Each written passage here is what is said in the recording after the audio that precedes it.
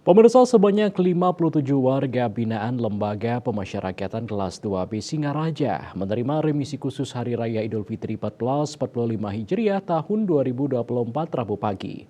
Kepala Lapas Kelas 2B Singaraja Iwayan Putu Sutresna mengungkapkan pemberian remisi ini berlaku bagi narapidana yang dengan serius terus bertobat dan memperbaiki diri.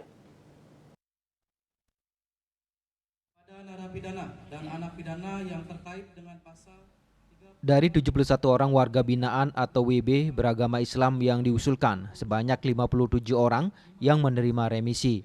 Sementara sisanya masih status tahanan. Sementara remisi yang diterima rata-rata 15 hari hingga 2 bulan. Bagi warga binaan yang menerima remisi tetap akan dinilai hingga 6 bulan ke depan. Mereka yang menerima revisi.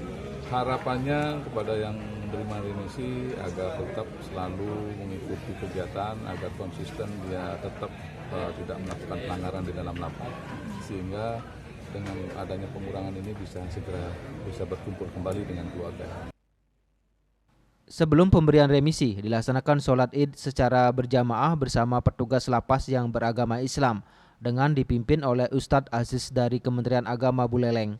Dan nanti dalam periode berikutnya kalau ada pelanggaran itu bisa dinilai apakah pelanggarannya berat, akan bisa dicabut. Kalau tidak berat kita bina lagi, kemudian untuk proses jauh berikutnya.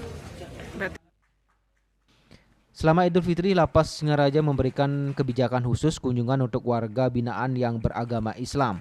Kunjungan dibuka dari pukul 9 waktu Indonesia Tengah hingga 15 waktu Indonesia Tengah. Kunjungan dibuka khusus untuk warga binaan Muslim agar mereka bisa bertemu dengan keluarganya lebih lama di hari Idul Fitri. Yasri Yuli, Bali TV.